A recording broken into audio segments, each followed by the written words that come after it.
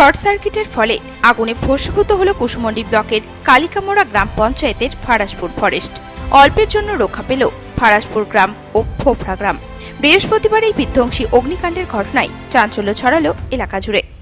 স্থানীয় সূত্রে জানা গেছে 11,000 ভোল্টের কারেন্টের তার ছিঁড়ে শর্ট সার্কিটের ফলে এদিন এই ফরেস্টে আগুন লাগে। মুহূর্তের মধ্যেই সেই আগুন ছড়িয়ে পড়ে। গ্রামবাসীরা তড়িঘড়ি ছুটে এসে আগুন নেভানোর কাজে হাত লাগায়। খবর দেওয়া হয় পুলিশ প্রশাসন ও দমকল বাহিনীকে। পরবর্তীতে দমকলের একটি ইঞ্জিন ঘটনাস্থলে পৌঁছে গ্রামবাসীদের সহযোগিতায় দীর্ঘক্ষণের প্রচেষ্টায় আগুন নিয়ন্ত্রণে আনে।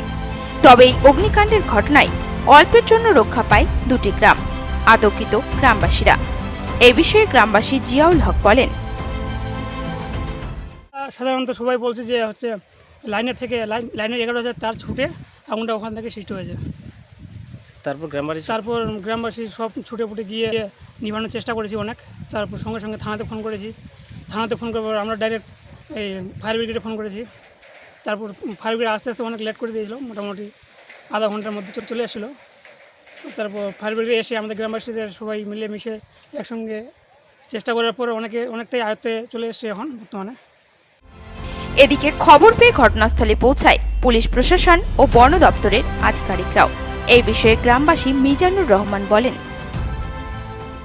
গ্রামবাসী যেটা বলছে যে এটা এখানে 11,000 লাইন গেছে ফরেস্টের মধ্য দিয়ে, তার ছিঁড়ে এটা আগুন ধরেছে। আর তৎক্ষণাৎ আমরা সঙ্গে সঙ্গে ফোন করা হয়েছে ফায়ার ব্রিগেডকে। ফায়ার ব্রিগেড এসে কিন্তু কাজ করছে, আমাদের হেল্প করছে। আচ্ছা, ফায়ার প্রশাসন লেভেলে কোনো লোক এসছে? হ্যাঁ, অবশ্যই থানা থেকে আমাদের স্টাফ আসছে, এবার বন দপ্তরের লোক আসছে, আমাদের ফায়ার ব্রিগেড আসছে, কাজ করছে। আচ্ছা, ক্ষতিগ্রস্ত কতগুলো হতে পারে? ক্ষয়ক্ষতি বলতে গ্রামটাকে কোনো রকম বাঁচানো গেছে গ্রামবাসীদের সহযোগিতায়। আর এখনও ফরেস্ট দাউ দাউ করে জ্বলছে, এমন অবস্থায় ফায়ার ব্রিগেড কাজ করছে, গ্রামবাসী ওনাদের হেল্প করছে। কুশমন্ডি থেকে দিলদার আলীর রিপোর্ট, নিউজ টুডে।